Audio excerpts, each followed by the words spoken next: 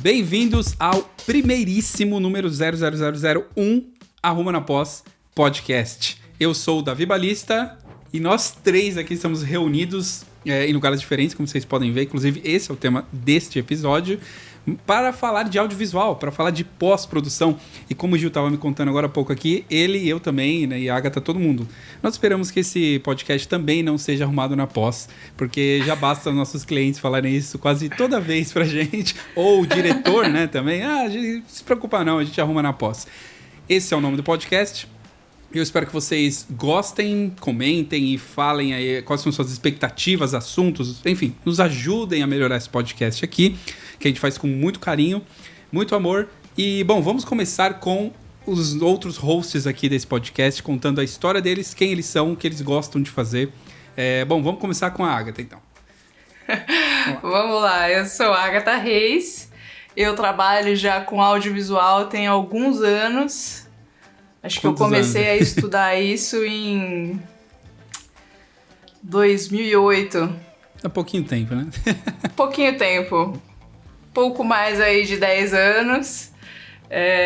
Comecei a estudar, né, com um cursinho que a Prefeitura de Santana de Parnaíba ofereceu para os jovens que estavam terminando o ensino médio.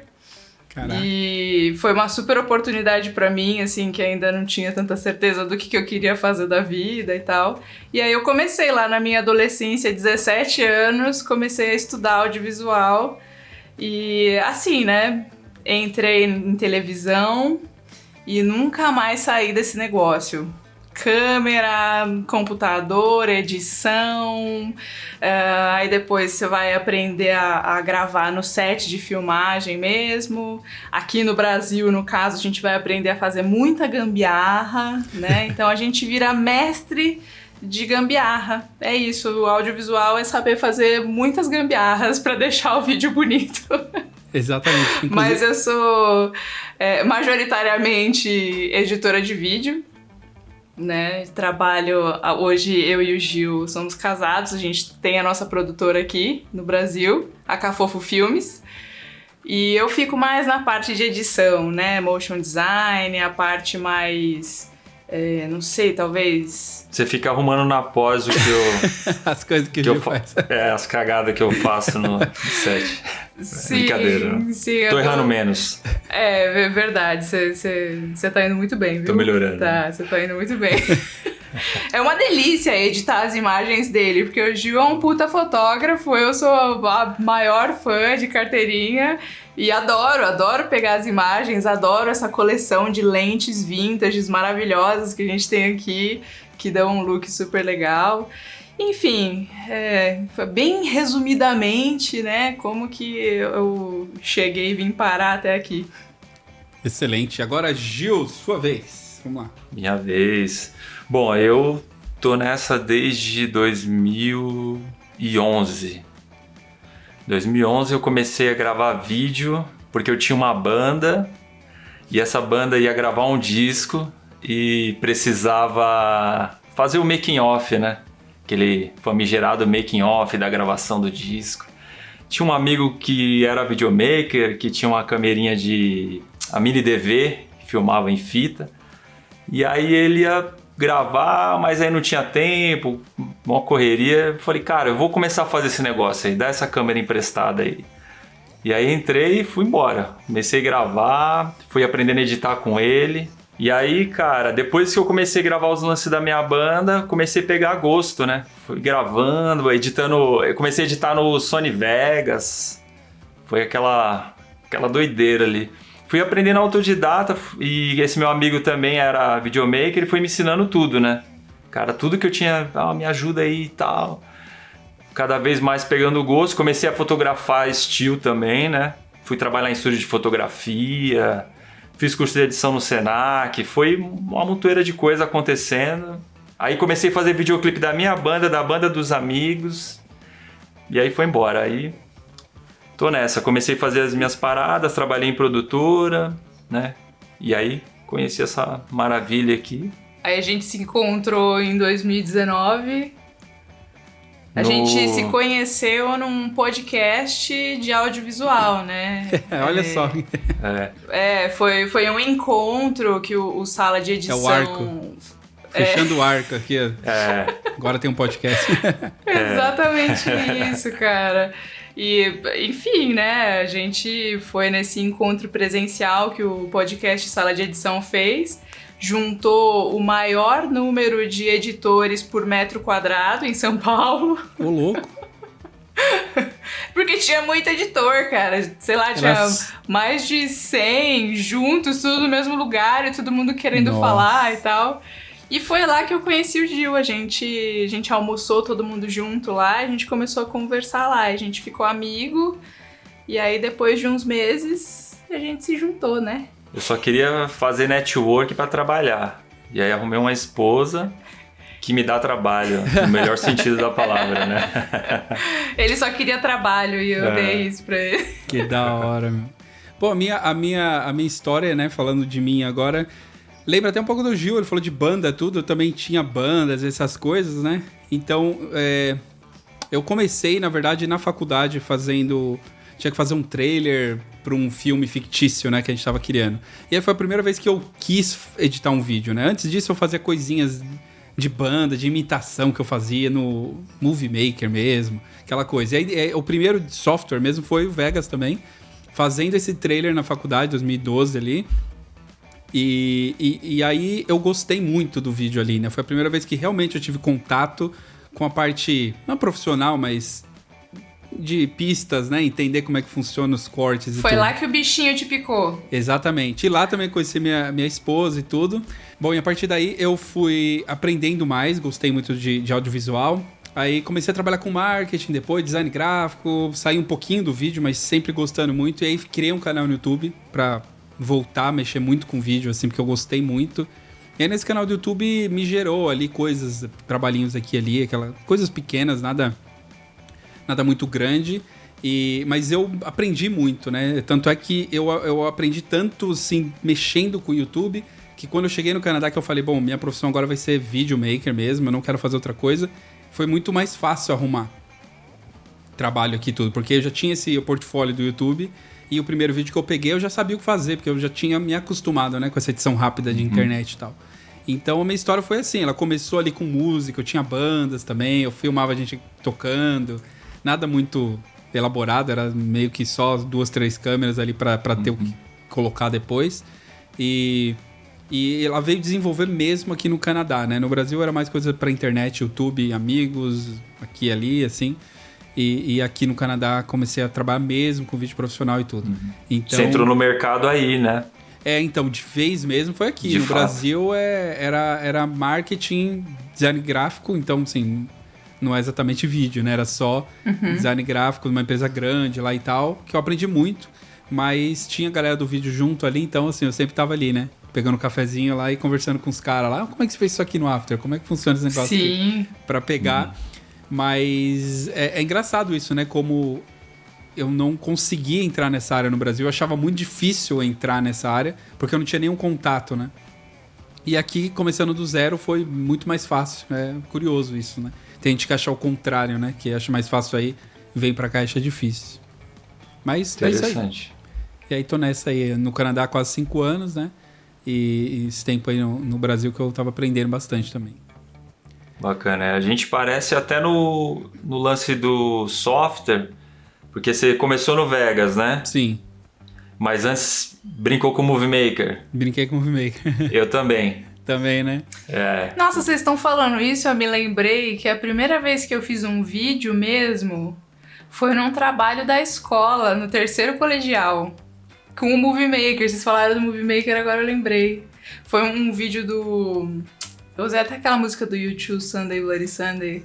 Sei. Que era daquele momento histórico que eu não sei o que foi exatamente o Sunday Bloody Sunday lá na história. Lá? É, o Domingo Sangrento. É. E eu fiz um vídeo disso e nossa, foi tão legal e todo mundo adorou o vídeo, assim. Usava aquelas transições que explodem. Isso, é. Aquelas Meu, taças, assim. muita gente começou. Acho que no Brasil, a maioria começou a ir no Movie Maker mesmo, que é sei lá, de... Porque era nativo do Windows, né? Então. E assim, iMovie, né, do Mac também, mas provavelmente a maioria tinha Windows aí, então realmente o Movie Maker tá na história aí dos filmmakers e editores aí a partir de 25, 30 anos, o cara vai lembrar. Acho que 30 anos pra cima o cara vai lembrar, com certeza. Total. E bom, e falando nisso, eu quero já que a gente pegou mais ou menos aí quem somos nós, né? Da onde a gente veio ali, né? Eu vim de São Paulo, inclusive, tá? São Paulo, vocês? Também, São Paulo. Todo mundo de São Paulo aqui, então... A grande São Paulo, né? Santana de Parnaíba, que é grande São Paulo. É grande São Paulo. Eu tava em Carapicuíba, que é ali, grande São Paulo, e hoje a gente tá em Cotia, né? Cotia, legal. Eu sou o ZL, mano, vim lá. Eu sou nascida na ZL, morei na também. ZL até os 14 anos e depois fui pra Santana de Parnaíba, então Legal. tenho o ZL na veia. ZL, mano. Eu comecei Que lá, lugar da ZL? Jardim Imperador. Eu sou do Cangaíba. Cangaíba, legal. Jardim Imperador, próximo ali de São Mateus. Tem vários ali pertinho. São Mateus, Sapopemba, aquela regiãozinha ali. Sim, Depois da fui hora. pro Carrão, quando eu me juntei ali com a minha namorada na época. E casamos e viemos pra cá depois. Mas Massa. enfim, né? Todo mundo meio paulista aí. E, bom, vamos lá. Câmera preferida. Só um Q&A aqui com vocês, né? Perguntas e respostas. Câmera preferida. Bom, eu vou falar primeiro porque eu não sou da fotografia, né? Claro que quando a gente se envolve com o audiovisual, a primeira coisa que a gente faz é querer uma câmera para poder fazer imagens, né? Então eu tava lá nos meus 20 anos de idade e queria uma câmera para fazer imagens, né? Para editar as minhas imagens, para ter minha própria produtora, isso muito tempo atrás. E eu comecei com uma T3i da Canon, né? Mas trabalhando em produtoras, sempre trabalhei como editora, nunca trabalhei profissionalmente como fotógrafa nem nada, mas trabalhando em produtoras eu tive contato com a 5D, né, da Canon. Então, assim, eu tenho um amor pelas imagens da Canon também, né? Sei como que é o look da Canon. Canonzeira. Né? But a gente...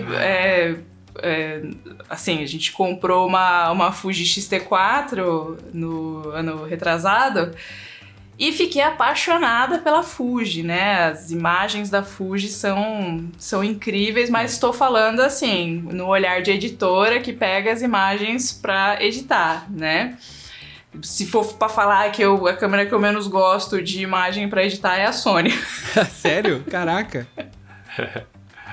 Mas eu nunca peguei, por exemplo, uma imagem das Sonys mais tops, né? Tô falando das Sonys mais de entrada, né? A 6600, 6500, 6300. Não gostava muito da imagem delas. Sempre achava meio verde demais. Aquele problema que todo mundo fala, Ciência né? de cor deles, mudou bastante, né? Eu acho que as câmeras novas estão mais... Sim, Era por isso que eu meio tô falando verdinha assim, mesmo, né? né? As câmeras novas eu ainda não peguei imagens, mas eu sei que são câmeras fantásticas. Eu não tenho muito essa coisa, não. Mas aí eu deixo pro fotógrafo falar que Canon, é melhor. ok. Se seria, então, no geral, Canon, né? No geral, a Canon, mas assim, mais recentemente a Fuji ganhou meu coração, né? Então, Isso eu fico entre as duas. Isso pra foto, vídeo, os dois? Qual que seria? Os dois. Tá. Eu tô pendendo pra Fuji aqui, porque a Fuji é o que eu tive mais contato recentemente. Sei. E ela tem uma textura, um look incrível pra... Ela tem um arquivo log fácil de trabalhar. O F-Log é bem... Ela gostou disso, porque você converte ele para Rec 709 e aí a partir dali fica bem tranquilo para você fazer um color grading. Então talvez a compressão dela é boa, né? Boa. Requer muito do software, né? Talvez. Então vou bater o martelo aqui na Fuji. Ok, Fuji, pronto, voto, Fuji aqui então. E o Gil? Eu tô um Panasonic, um Panboy lover atualmente. Eu sempre fui canonzeiro, mas atualmente eu tô amando câmeras da Lumix, cara. Tá, muito legal GH5 também. pra mim mesmo em 2023, É a muito GH5 pra mim é uma câmera custo-benefício maravilhosa. Mas eu tenho a S5 aqui também. Que é que a gente tá gravando, né? Sim. A S5 pra mim é de todos os arquivos de Sony, a 7S aí que eu já usei, de Canon, algumas linhas da Canon, a própria Fuji que a gente filmou bastante. A S5 pra mim é o melhor arquivo até agora. Sei. De cor, de dynamic range, assim, incluindo o custo-benefício, que é uma câmera barata, né, atualmente. Tá, legal. Pô, eu também comecei nas Canons, acho que foi T3i também, ou T5i, alguma coisa assim, depois 6D, foi pro Café Nerd até, né, a primeira vez que eu investi em câmera ali, aí tinha aquele Imai, comprei a 50, famosíssima lá, 1.8. Desfocou o fundo. Puta, né, aí o canal bombou naquela época, né? Mas, e pior que a galera falava, nossa, qualidade excelente, é uma coisa básica ali, mas funcionou. E quando eu vim pro Canadá, aí você meio que tem a possibilidade de trabalhar com muitos arquivos de câmeras muito melhores, assim, por causa da acessibilidade, né? Sim. São muito mais baratas, né? E, bom, hoje eu sou muito fã da Sony hoje. Claro que eu uso as câmeras boas, né? Então, assim, e principalmente quando eu gosto de colorir no DaVinci, então no DaVinci é muito fácil você transformar em Rec 709 e dar um color match ali. Então, qualquer câmera fica igual, assim, basicamente.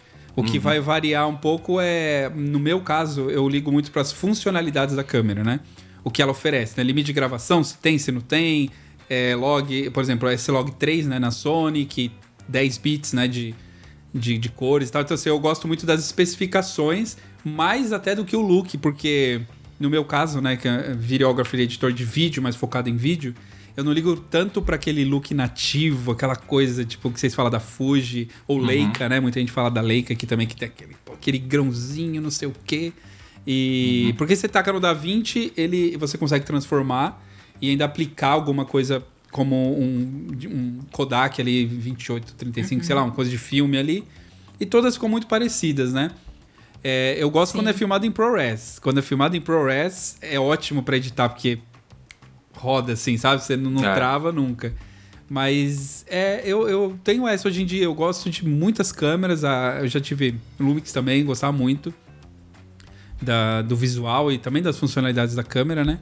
Mas, cara, o arquivo de vídeo, assim, se eu for falar, que eu peguei pra editar, e foi assim... Eu chorei quase quando eu peguei, de tão emocionante, era de uma Arri Alexa. Cara... Nossa, morro de vontade. A Red também é muito legal, mas ela, se você falou da Sony, eu lembrei que a Red também ela tem um verdinho. Ela tem uma puxadinha pro verde, né? Eu fiz a assistência, né, de edição de um filme e era tudo Red e tal. A maioria filma com Red, né? E eu percebi isso, falei, cara, meio verde aqui, tipo... Ok, depois os caras mudam tudo na pós, né? Mas nativamente é muito limpo e puxado pro verde. O Arri é tipo, você falar da Fuji, assim, ou o pessoal fala da Leica também... Tem um grão, tem um... Eu não sei, ela vem já com uma personalidade. Uma textura, né? Uma textura. Você fala, caramba, isso aqui não foi filmado em filme de verdade. Isso aqui é digital, isso aqui tem um look de filme. Tipo, eu não precisei aplicar nada. Tem não sei, tem alguma loucura, coisa ali. Né? Que eu acho que eu peguei e, lógico, eu não tenho condição de ter uma também, mas... Foi demais. Ainda não, né? Deus quiser um dia aí, vamos lá, vamos trabalhar e vamos... Mas foi o melhor look que eu vi, assim. Mas no dia a dia, pra mim, Sony, eu gostei disso, porque a gente tem Canon, Lumix, Fuji, Sony. Então eu acho que vai dar bastante papo aí ao longo dos episódios, né? Pra gente conversar sobre as diferenças que essas câmeras têm. Você falou uma coisa que hoje eu olho mais... que é o que a câmera oferece de entrega. E, por exemplo, a S5, eu gravo em ProRes e gravo em ProRes RAW no Atomos. No Atomos, em 5.9K. Isso é ótimo para finalizar. Excelente. Cara, a imagem cinematográfica realmente vem com um look também diferente. Isso eu percebi. Gravando em ProRes RAW tem esse lance de manipular tudo na pós, né? Não arrumar, né? Mas criar. Isso, a possibilidade na colorização, putz, é excelente. O ProRes RAW é claro que assim, né? É para casos específicos, né? Porque o arquivo é monumental, gigante, né? Cara? É enorme. Mas assim, o Dynamic Range da câmera, acho que é 14 stops, se eu não me engano.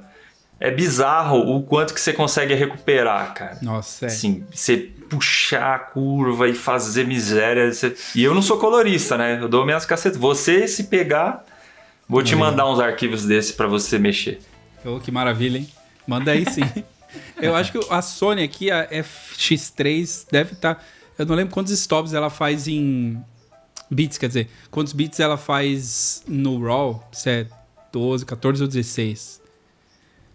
Eu sei que é bizarro mesmo. Eu filmei uma vez só em RAW, só pra ver, só pra brincar mesmo, né?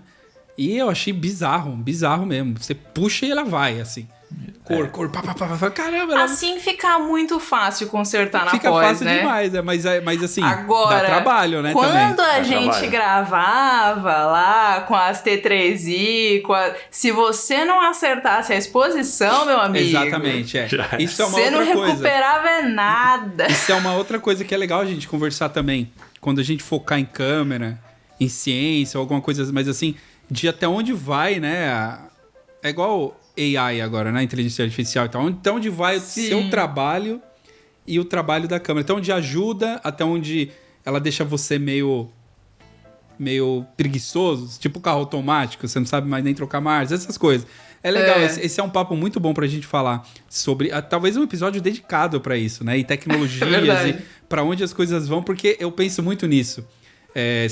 Desde que eu falei carros com marcha ou sem, como é que vai ser no futuro, né? A inteligência artificial, hoje em dia você não pesquisa mais, você joga no ChatGPT lá e ele dá a resposta completa ou não, porque eu já vi alguns vídeos mostrando que tem às vezes erros no que eles colocam lá, e aí a pessoa acaba fazendo uma pesquisa burra ali, né? Não dá certo e tal, porque não se aprofundou. Muito, muito interessante isso.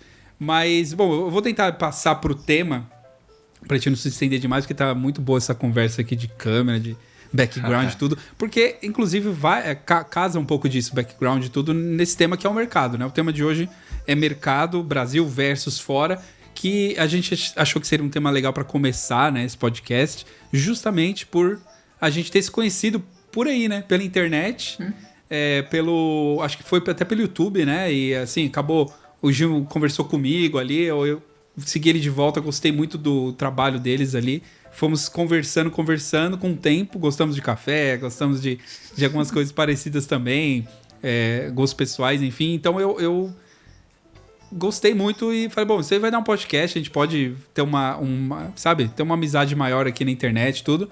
E eu, estando aqui no Canadá, né, não foi ali em São Paulo, nada que a gente se conheceu.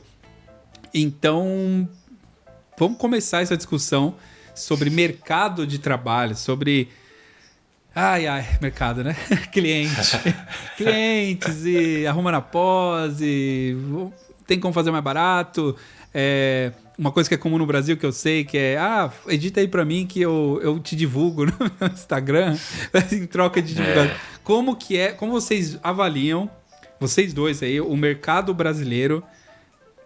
Quando você começou, agora, a diferença, assim, uma forma resumida, né? Quais são as partes ruins, né, de se trabalhar no Brasil, partes boas e uma avaliação geral pra gente poder comparar e aprofundar nesse tema aí.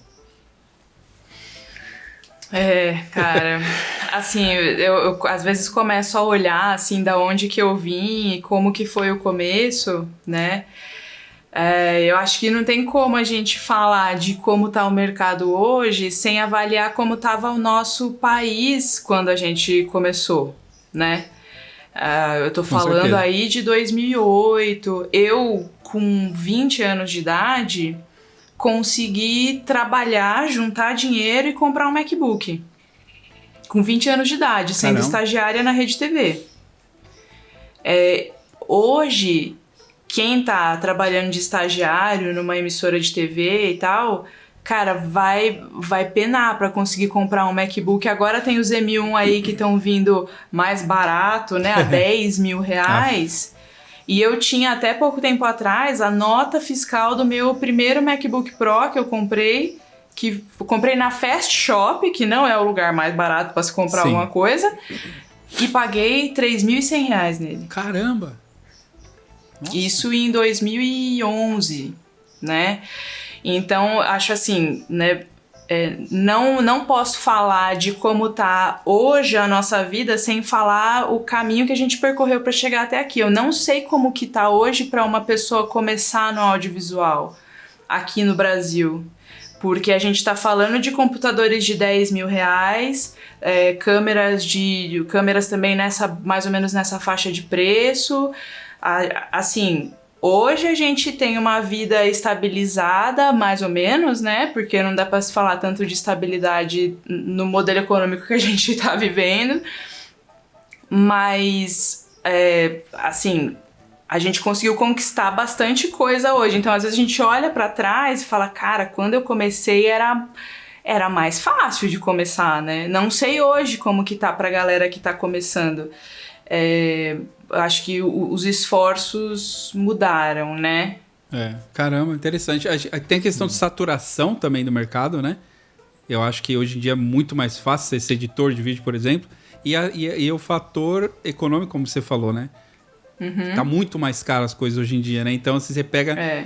eu tive um contato recente com editores iniciantes no Brasil, uma época que eu tava procurando alguém para me ajudar a editar o canal e tal. E eu queria alguém que estivesse começando ali só pra cortar os vídeos, né? E eu percebi isso, é muita gente nova virando editor, não filmmaker, editor, porque eles não têm dinheiro pra ter uma câmera. E usando o computador pra fazer edição em proxy só, sabe? Um computador barato de, sei lá, deve ser 3, 4 mil, um barato ali, que é o que o cara consegue, cobra muito baixo, os meninos, o pessoal me cobra R$50 por vídeo, reais. Eu ficava com dó, falei, mano, eu vou deixar tudo pronto, você só corta, porque eu não vou te explorar, sabe? Tipo, só corta os gaps e me manda de volta, é isso que eu quero. E uma coisa que eu tive essa percepção, e os caras falavam, tipo, não dá, o computador é caro, você precisa em 4K mesmo, pode ser em Full HD, porque para exportar... Sim. Pô, interessantíssimo isso, né? Inclusive isso é uma coisa legal, porque assim, hoje a gente tá numa posição de ter a nossa própria produtora, e vez ou outra a gente precisa contratar algum amigo para fazer o job com a gente, né? Tem job que não dá para ir só eu e ele. A gente precisa de mais um cinegrafista para fazer uma segunda câmera, enfim, e eu tô fazendo outras coisas e tal. E a gente tendo essa visão e sabendo o caminho que a gente percorreu para chegar até aqui, como que tá o mercado, quanto custa para trabalhar com audiovisual hoje no Brasil, uma das coisas que a gente conversa a gente não ganha dinheiro em cima de ninguém que vem trabalhar com a gente. Então a gente vai pagar o valor justo, a gente sabe quanto que custa o Uber para ir daqui a ali, você paga R$70 de Uber. Então a gente, sim, mano, comida, transporte, paga a diária no valor de São Paulo aqui, mais ou menos na média que todo mundo paga. E quando o job é mais baixo, a gente troca uma ideia. Fala, só consigo chegar até aqui, se for legal pra pessoa. Então a gente tem essa consciência também, porque a gente já deu uma ralada, né? Entendi. Interessante. Eu vejo que o mercado audiovisual ele é muito vasto, né? A gente pode mergulhar e, por exemplo... Se você voltar na década de 90, era uma realidade. Ninguém tinha acesso à tecnologia. Igual fim dos anos 90, começo dos anos 2000. Você tinha um PC com Movie Maker. Depois, nos anos 2000, a economia um pouco melhor, que é o que ela menciona, acesso à tecnologia. Você começa a ter acesso a Macintosh... Começa a editar no Final 7, fora de produtora, né? Você começa a editar na sua casa, né? Começa a ter esse contato. Que é o que eu vi entre amigos, onde a gente começou ali. No final da década de... No final de 2008, 2009, 2010, né? As primeiras câmeras, a 5D, surgiu a câmera fotográfica que filmava. Isso revolucionou. É verdade. Né? A gente começou a ter essa questão de conseguir produzir conteúdo em altíssimo nível com a câmera fotográfica. Você passou por isso com a 6D, né, depois. E aí vem essa outra fase que o YouTube vem, começa a bombar de conteúdo, né? Não só em inglês, mas gente em português ensinando audiovisual. Então é fácil aprender, mas aí começa a ficar difícil ter acesso a equipe. Eu tô dando um delay aqui. Mas aí começa a ficar difícil ter acesso a equipamento, na minha visão. Por um lado, né? Porque assim, o dólar fica alto, o real desvaloriza, aquela coisa. Mas assim, conhecimento tá mais fácil, porque o YouTube tá aí, cara. Você aprende. Aí você aprende um pouquinho de inglês, você aprende coisa pra caramba, né? Então, esse mercado, os profissionais começam a melhorar e esse mercado vai aumentando, eu acho, né? Dá essa saturada por um lado, mas também começa a ter gente melhor, né? Crescendo, né? E isso vai fortalecendo. E para atender todos os tipos de público, né? Que vai ter a pessoa que tá começando ali e vai fazer um videozinho mais barato, mais simples, porque, assim, quando a gente começou, a gente não começou cobrando R$800 a diária. A gente não começou com isso, a gente começou fazendo um videozinho de R$50. É a pergunta que eu queria fazer também. Às vezes fazendo videozinho de graça e tal, ou foi um caminho longo fazendo vídeo de 200 conto, 100 conto.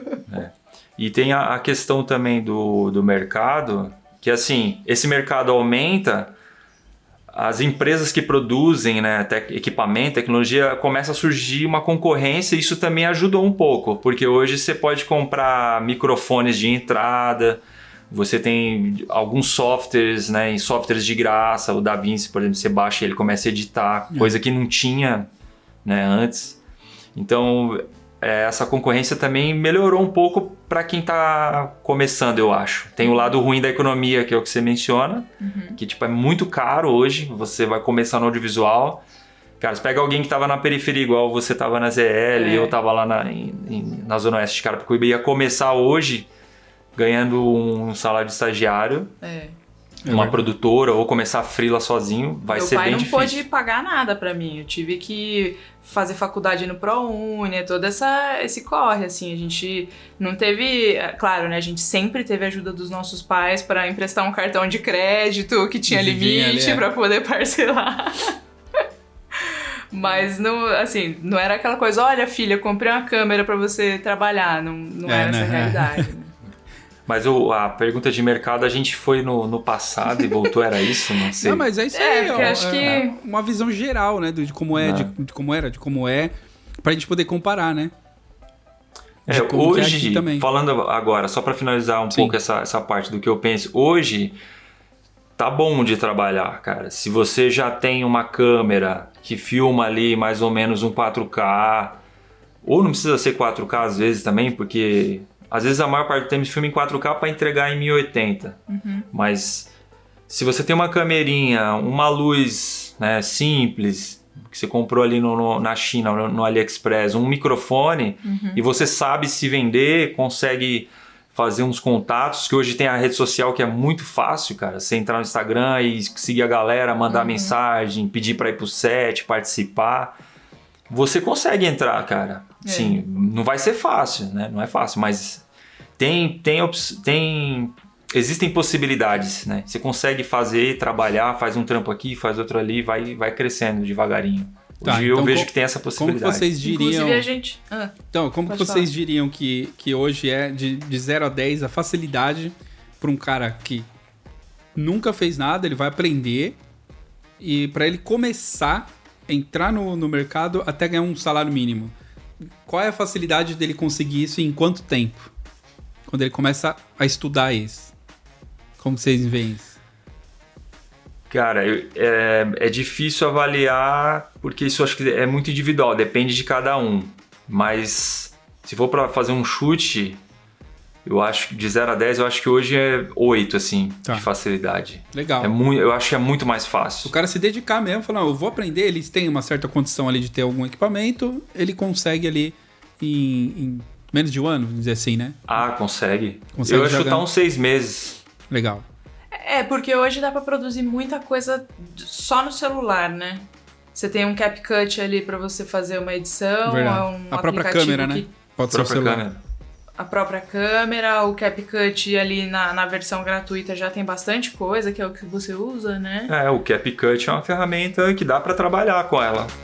Bom, muito interessante isso. Então, eu acho que seria legal fazer a comparação aqui, pra gente ter isso registrado, né? Claro que eu não sou especialista no mercado canadense, coisa do tipo, mas acho que estando aqui há quase 5 anos, ajuda a gente a perceber um pouco questão de preço, questão de quem tá começando e não. E, no geral, o que eu sinto... Vocês comentaram, para uma pessoa conseguir um salário mínimo ali, 8, acho que seria parecido aqui, essa questão de facilidade. Eu diria que 8 para 9 até, porque realmente também aqui é muito fácil. No caso de Vancouver, que é onde eu tô inserido aqui, é muito fácil você entrar numa produção de um filme, por exemplo, como ajudante, como... até figurante, né? Eles põem aqueles papelzinhos procurando figurante, dão uns $50, $100, tá? A pessoa vai lá e faz a figuração e tal, aparece lá no filme ou ajuda em alguma coisa.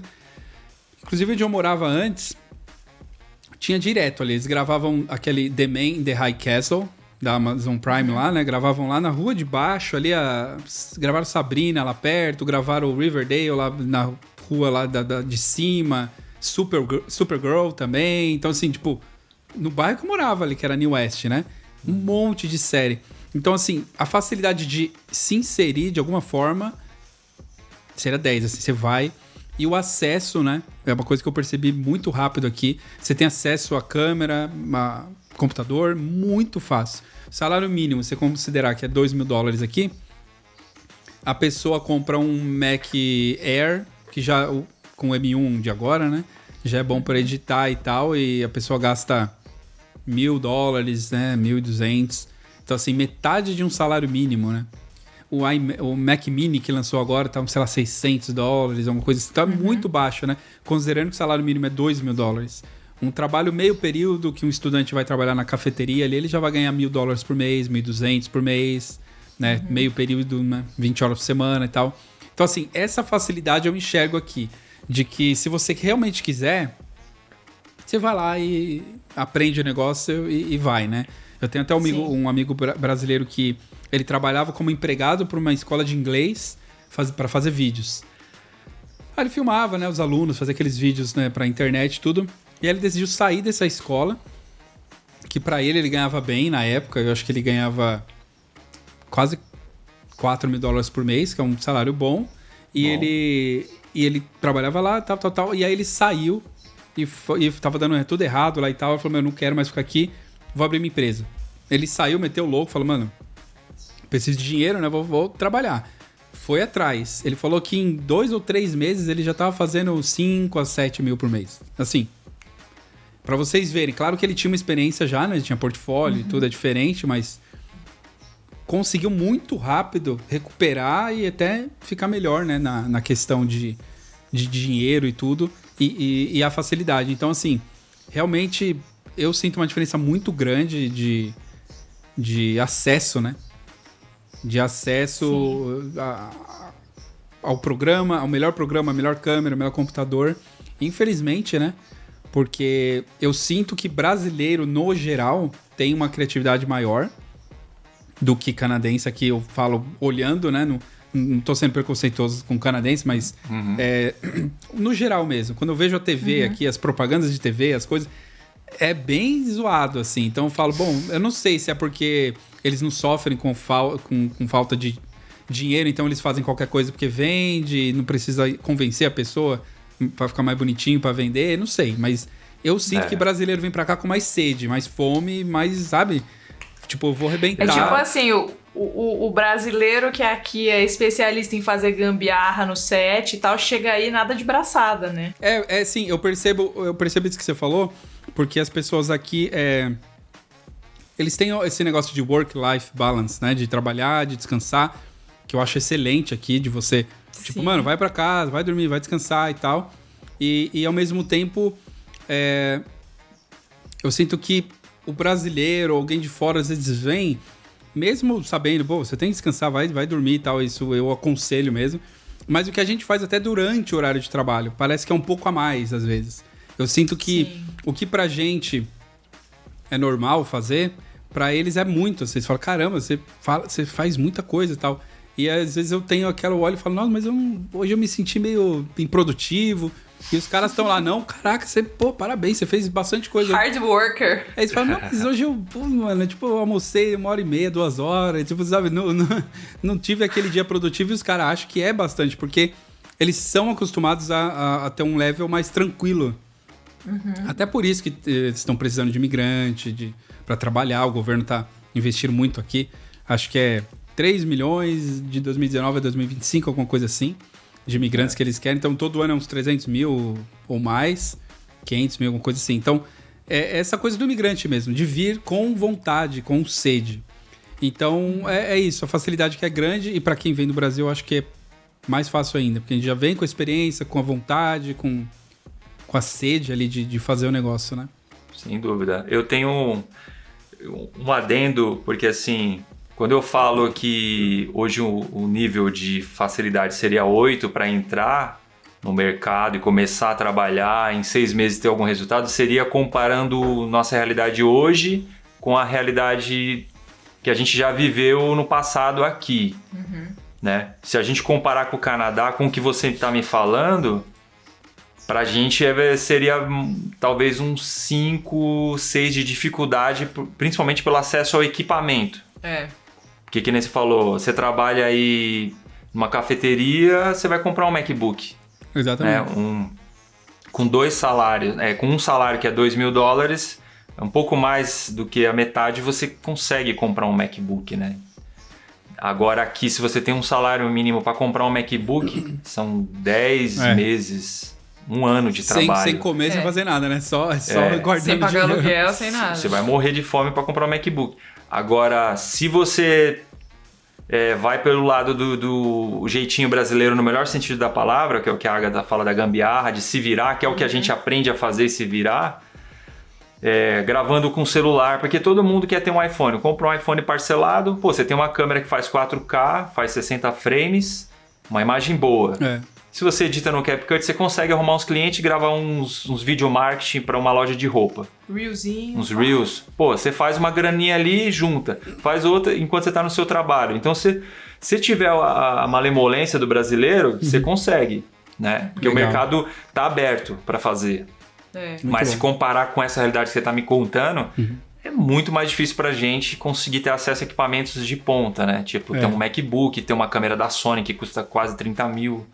Sei. Comprar uma lente que custa 10 mil reais, por exemplo. Uma bateria de câmera, cara. A gente comprou bateria para Fuji aqui pouco tempo atrás. 600 reais uma bateria original. Nossa. Então, tipo, é metade do salário mínimo. Só que, assim, é uma realidade para quem já tá no mercado, né? Que a gente já tá há mais de 10 anos trabalhando e fazendo. Mesmo assim, ainda tem as nossas dificuldades. Mas a gente já entende como funciona e se adapta. Tá. Para fechar a comparação... Eu tenho uma história de um amigo próximo que é diretor, né? Já foi editor de emissora, que é o cara que me ajudou no começo, o Chuin, Paulo. Ele trabalha com o irmão dele, tem um site lá de carros, né? O Motor One. E ele era o cara que cuidava do vídeo. Ele fazia todos os vídeos lá, né? Tal. E ele falou que conversando com a galera da Inglaterra, do site inglês lá, o Motor One inglês, né? Ele conversando com o pessoal, a produção de vídeo lá, e os caras falando, quem que trabalha na equipe de vídeo aí? Como que é a equipe aí? Ele falou, não, a equipe aqui é o Paulo, cara, que é só ele. Mas só ele faz tudo isso aí, esses vídeos? Não, é ele sozinho, com uma 7D. Caraca. Cara, fazia miséria. E os caras lá, uma van, os caras vão gravar, ia com uma van, carregada de equipamento...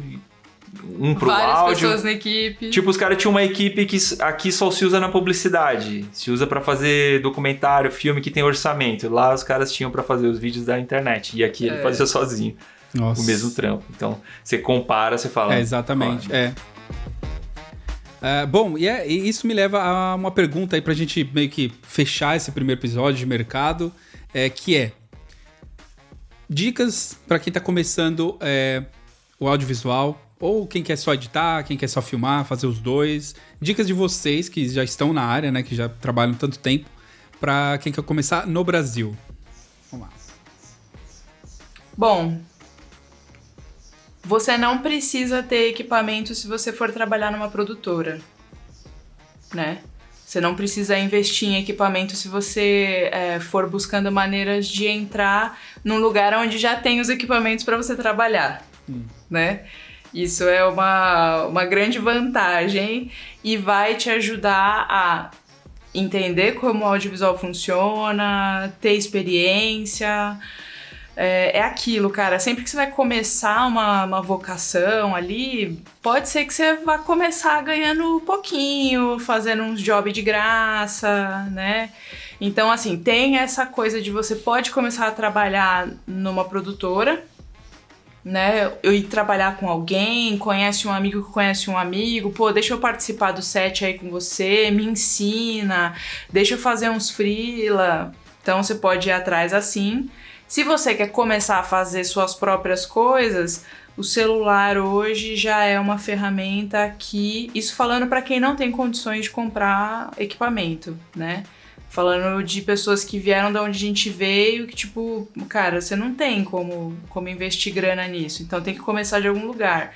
Pô, qualquer celular mais básico hoje em dia, você consegue mexer nele, ter... software, aplicativozinho de edição e tal, e YouTube.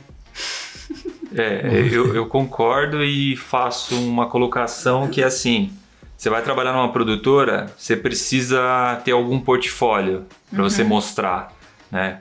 Como editor. Então, você pode gravar com o celular e começar suas edições, né? Baixa o DaVinci, que é de graça, ou o CapCut, ou qualquer outro software. Se puder comprar o software, pagar, beleza. Se não, vai por esse caminho das ferramentas gratuitas. E começa a comer o YouTube, cara. Tem informação pra caramba, né? Tem muita aula, muita dica boa. Então você começa a montar o seu portfólio. Faz ali um portfólio, edita alguns vídeos no nicho que você quer entrar. Por exemplo, eu quero fazer vídeo de carro. Então, sei lá, pega um amigo que tem um carro, grava esse material e você mesmo edita, né? Aprende a fazer as transições, aprende a trabalhar o som e monta um pequeno portfólio para você apresentar nessas produtoras e poder falar, tô começando e tal, fiz um portfólio mesmo aqui para você ver que eu sei mexer e tal, na ferramenta. E aí é uma forma. A outra forma, não dá para comprar a câmera e você não quer gravar com o celular, quer já gravar com câmera, aprender a mexer nos features ali da câmera, aluga a câmera, entendeu? É um caminho hoje, né? Hoje tem bastante locadora aqui em São Paulo, então você consegue de repente, grava um clipe de um amigo e fala assim, você não me paga, mas a grana que você vai me pagar, aluga a câmera, a luz e a gente faz o clipe, né? Eu comecei assim, meu primeiro clipe, cara, eu fiz com câmera emprestada, porque era muito difícil alugar, então eu peguei a câmera de falei, vamos fazer o clipe, você não me paga nada, se ficar ruim a gente joga fora e faz de novo. E a gente fez, ficou bom, aí apareceu outra e foi indo, entendeu? Mas basicamente é um caminho que dá para fazer, começa a fazer as coisas, né, de graça, porque na verdade você está aprendendo, então você não é de graça, você está ganhando, você vai trocando e vai gerando um portfólio para você poder chegar num lugar e mostrar o que você já fez, né? E conversa com quem já tá na área, né? Por exemplo, eu e o Gil, a gente tá sempre aberto para trocar ideia com quem tá começando. Não sei por onde ir, me ajuda, né? A gente, Instagram ali, chama o pessoal que você conhece, ou chama a gente também. A gente pode dar algumas dicas, né? Pra clarear um pouco. Inclusive, uma coisa que você falou... faça vídeos na sua casa, né? Como se fossem vídeos de produto. Um dos booms que a gente conseguiu fazer a Cafofo, assim, ter clientes e tudo mais, foi um vídeo de café que a gente fez em casa, quando a gente tinha pouquíssimo equipamento, pouquíssima coisa. A gente estava no começo do nosso relacionamento, preso na pandemia, e a gente fez um vídeo de café, que levou a gente a ter clientes e falar, olha, nossa, eles fizeram um vídeo bonito de café aqui. E aí começou. Vídeo autoral. O vídeo autoral é uma porta, né? E outra coisa que eu ia falar, que era outro pilar que eu acredito, que você comentou, é o networking, né? Conheçam as pessoas, falem com as pessoas, entra no Instagram, conversa com as pessoas, tenta... Agora a gente saiu da pandemia, então dá para ir presencialmente nas produtoras, bater na porta, pedir para conhecer, conversar, entendeu? seja uma pessoa, melhore a sua comunicação. É uma coisa que eu estou tentando fazer hoje ainda, cada dia melhorando. Se comunique melhor, né? Seja o mais honesto possível, né? Explique, ó, estou aprendendo, quero aprender mais, estou fazendo, já fiz isso, né? Saiba falar, eu não sei, mas eu estou disposto a fazer, a aprender. Boa, ótimas dicas aí. Para os introvertidos, aí, ó, você precisa fazer, pelo menos no começo, né? Você precisa ir um pouquinho atrás, você vai conseguir. Eu diria que aqui fora, muito do que eles falaram se aplica, acho que universalmente, né? Eu recebo muita mensagem lá no Instagram, lá, por causa dos vídeos que eu posto, né? Falando de mercado aqui e tal. E as pessoas sempre fazem essas mesmas perguntas, né? Como começar? Eu tô indo do Brasil, eu tenho portfólio, eu trabalhei com isso, trabalhei com aquilo. A maioria já é editor que me manda mensagem, né? Não alguém que tá começando assim. Mas eu acho que quando você tá introvertido ou você não quer falar pra muita gente, você precisa entender que o primeiro passo é chato pra caramba. É como eles falam aqui, passive income, né? Que é investimento passivo. Como é que fala no Brasil? Eu não sei. Aquele investimento. Você investe e tá sempre tendo um retorno. Você não precisa fazer muita coisa, sabe? Renda passiva. Renda passiva, isso. Então, assim, é tipo isso. Se você quer ser só editor, primeiro você vai ter que ir atrás. Você vai atrás de uma galera, manda e-mail pra um monte de gente no LinkedIn. Eu vi um vídeo muito legal de um cara ensinando isso. Você pesquisa no LinkedIn palavras-chave sobre o ramo que você quer. Por exemplo, real estate aqui, que seria imobiliário no Brasil. Você põe lá, real estate, mais video editor, mais não sei o quê. E aí você vai ver pessoas que estão interessadas nisso. Ou pessoas que trabalham com isso. Então você mandar e-mail para umas 50 pessoas, pelo menos uma vai te responder de alguma forma. Então, é isso. O primeiro trabalho é esse de ir atrás. Depois você vai ter essa renda passiva, porque os caras vão falar, aqui não tô falando de Vancouver, né? É muito boca a boca, muito, porque é uma cidade pequena. E eu fui assim, sabe? Eu fui assim, comecei para um cara lá, um mexicano que tinha empresa, aí ele indicou para um cara que tinha uma produtora de filme. Aí fiquei lá e esse cara me chamou outras vezes. Aí, enquanto isso, o cara da banda lá que eu editei de graça o primeiro vídeo me arrumou um brasileiro que ele conhecia. E esse brasileiro até hoje, eu sou parceiro dele aqui, faço as edições para ele também como freela. Tá vendo? De graça, ser editor de graça. Editei de graça. Não, tem que saber quando trabalhar de graça, né? Eu esqueci de falar isso no começo, né? Eu fiz de graça porque eu até não podia trabalhar no começo aqui, né? Então o cara me pediu, aí eu falei assim, eu não tenho visto, mas eu vou fazer de graça. E aí criei uma relação com os caras. Hoje eu tô editando o terceiro music video deles, né? Ganhei um monte de prêmio aí fora, né? Na Europa, sabe? Então, assim, fiz de graça o negócio. Me levou basicamente até onde eu tô hoje na minha profissão aqui. Sim. Então, eu diria isso. Dicas práticas para os caras que editam e quer editar fora. Portfólio em inglês. Isso é meio óbvio, mas precisa ter. Uhum. Eu sei que é difícil jogar fora aquele vídeo brasileiro que você fez em português, pessoas falando, mas deixa ele lá guardado e tenta fazer um só com um texto em inglês. Se tiver também pessoas falando também inglês, eu indicaria isso. Porque eu já mostrei aqui trabalhos em português e eu percebi que a galera não ligava muito. E eu já recebi até a seguinte pergunta: mas você sabe fazer vídeos em inglês também? Eu falei, mas é lógico. O que vai mudar? Mas enfim, os caras são preguiçosos. Eles são que nem a gente que tá atrás das coisas. O cara canadense, ele não quer saber. Ele não quer inglês. Tem inglês, por favor? É tipo americano, assim, tipo, me dá um inglês, eu não quero outra língua. Então eu indico isso. Deixa mais fácil pro cara gostar do seu trabalho. Se é um vídeo muito bom, tira o áudio, por exemplo, em português, bota uma música e um texto, uma animação de texto aparecendo em inglês, sabe? Reedita aquele vídeo. E eu recebi um cara também que ele mandou uns vídeos bem legais de clipes musicais diferentes e tal. E junto com isso, vídeos de um cara de bike e outro de uma empresa. Eu falei, isso é um demo reel bem legal, mas se você for mandar para uma empresa, tenta focar um pouquinho só no que ela faz. Por exemplo, eu quero editar nessa empresa de casa aqui, que vende casa aqui. Então, você tem uns vídeos de casa? Se tiver, faz um deles só e manda pros caras. Aí fala, além disso, eu também tenho isso aqui. Só que, ó, pra você aqui eu fiz esse pacote especial. Que é o cara meio que vai se sentir ali, o cara tá me presenteando com um videozinho e tal. E aquela coisa, pô, eu vi que você tá vendendo uma casa no seu website aqui, posso ir lá filmar com você, de graça, na faixa? Posso ir lá um dia? E aí eu filmo, te dou o vídeo pra você usar nas suas redes sociais, faço pacote aí, 3 formatos de vídeo, quadrado, vertical, não sei o que lá, e eu gostaria de ter uma relação com vocês aí de trabalho no futuro e tal. Então assim, esse primeiro passo, igualzinho no Brasil, vai funcionar aqui. Só muda a língua, eu diria isso, porque você vai fazer mais fácil. Pensa, se você é um dono de uma empresa e vê um cara que ele tá falando espanhol, ele entrega um vídeo em espanhol e, sabe, você meio que vai falar, puta, eu gostei do trabalho, mas será que o cara vai entender quando eu falar isso pra ele? Será que se eu pedir um negócio aqui, assim, ele vai entender e tal? Deixa mais fácil pro cara ver que você entende a área dele, sabe? Reeditando vídeo, fazendo um portfólio em inglês ou tendo vários demo reels, né? Eu, inclusive, quando eu era freelancer, eu tentei muito arrumar trabalho em empresa e eu não conseguia até eu começar a fazer isso. Eu falei, quer saber, eu vou fazer eu vou cortar meu vídeo aqui. Então eu peguei uns vídeos ali diferentes, por exemplo, a Later, eu vi que eles tinham um estilo, e aí eu falei, beleza, eu vou editar um vídeo do estilo deles. Aí eu catei, peguei alguns vídeos que eu fiz para meio que YouTube, mas de outras pessoas ali, coloquei junto, animei algumas coisas e mandei meio que no estilo deles, com uma cor parecida, uma coisa assim. E aí eu consegui, tipo, tinha quase 300 aplicantes para vaga e eu, brasileiro, era o único brasileiro, eu perguntei para eles até, eles falaram que eu era o único brasileiro ali.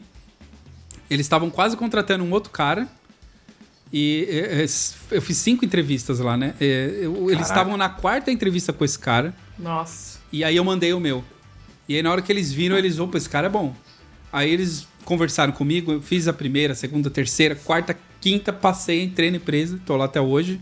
Então, tipo assim, e eu perguntei pra eles, eu falei assim, já tô 1 ano e meio, né? Então já dá pra perguntar essas coisas. Eu falei, por que vocês me contrataram, né? Tipo, o que foi que aconteceu? Porque eu sou de fora, né? Eu quero saber o que um canadense vê, né? E eles falaram isso, você parecia ser a pessoa exata pra esse posto aqui, porque, não sei, o estilo que você mostrou de edição, de falar, o jeito que você se apresentou pra gente foi muito certeiro. E eles estavam com outro cara canadense, ele falou, e esse cara tinha mais passado em casamento. Então, pra gente, a gente gostava do cara, mas os vídeos eram muito sérios, né? Mais casamento, mais dramáticos, né? Uma coisa mais sentimental e tal. E o seu era uma coisa mais alegre e o cara meio que mentiu lá. Qual canadense mentiroso? Mentiu, ele falou que ele tinha um certo nível de After Effects e aí eles falaram, mas eu não tô vendo que no seu portfólio você pode fazer uma coisa aqui pra gente e tal. E aí o cara meio que, tá, vou ver. Aí demorou pra, sabe, não respondia, demorou. E aí nesse processo eu acabei entrando, sendo muito sincero em tudo. Peguei, falei o que eu era bom, o que eu não era bom, o que eu queria melhorar, não sei o que, tal. E deu certo. Então, por isso que eu faço essas indicações baseadas na minha experiência. É muito parecida com do Brasil, né? Só que só mudar isso pra língua inglesa, ou francesa, ou italiana, sei lá pra onde você pretende ir aí. Mas, pô, que papo sensacional, hein? Acho que a gente pode encerrar hoje, né?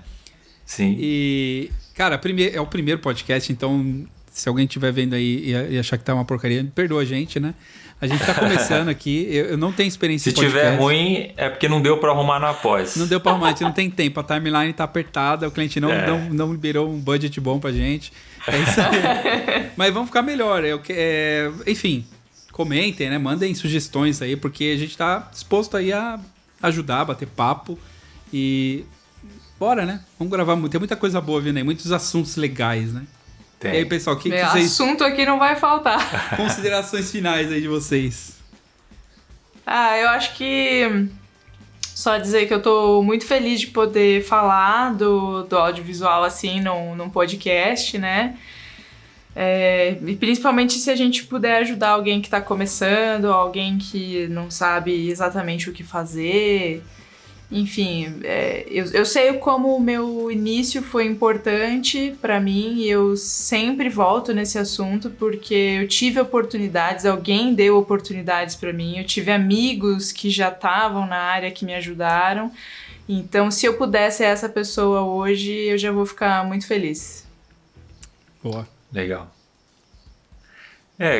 Pra gente é um prazer estar aqui. Começar um projeto autoral é sempre gratificante, né? E a gente é apaixonado por esse negócio chamado audiovisual, né? É uma coisa assim que tá dentro da gente já, né? Não tem como separar a profissão, né, do Gil, né? Tipo, eu não consigo, deu 6 horas, acabou o trabalho. Não, deu 6 horas, eu continuo, assisto uma série, pra mim é um aprendizado. Eu olho a fotografia, olha que isso, a gente fica falando o tempo inteiro. Meia-noite, nós tá deitado na cama falando de equipamento, falando do próximo job. Cara, que louco, você viu aquilo e tal. Então a gente tá muito feliz em começar isso. Muito feliz por você ter dado essa oportunidade pra gente de estar aqui junto. Porque isso foi ideia do Davi, viu? Não, que isso, tamo junto aí, mano. Tamo junto aqui e vamos, cara, vamos pra cima. E quem estiver assistindo aí, vamos participar, comenta, compartilha aqui, vamos trocar, porque a ideia é trocar, é compartilhar, porque junto a gente aprende, né? E a gente evolui pra melhor. Pô, é isso aí, então, com essa como que eu posso falar? Essa segue, é tipo, sei lá, com essa finalização que a gente teve aqui do Gil e da Agatha, eu também agradecendo, né, novamente eles por topar esse projeto aí que a gente tá envolvido agora, começando. Muito feliz também, porque é uma coisa que eu também falo pra caramba, eu queria algum lugar pra falar, eu falo muito, por isso que eu tenho 2 canais no YouTube lá. Mas eu tô muito feliz de poder falar do que eu vivo dia a dia, vídeo, eu consumo, eu edito o dia inteiro e filmo, sabe? Aquela coisa assim, você fica o dia inteiro pensando nisso, então poder falar é um pouco de uma terapia também, né? A gente vai falar, vai desabafar. Com certeza. E com certeza vai ter muitas histórias cabeludas vindo por aí, de clientes, de histórias, de tudo mais. Mas é isso aí. A gente se vê no próximo Arruma na Pós, em breve. Gil, quer falar alguma coisa? Eu ia te falar se você vai entregar o segredo do logo aí, vai... Boa, Vamos falar, vai deixar essa... Boa, vamos deixar próximo então. Vamos deixar isso aí de easter egg aí. Vamos ver se eu vou postar esse vídeo, tudo, a gente vai fazer a postagem. Se alguém manjar, já vê o login, vê o Arruma na Pós, o que poderia ser?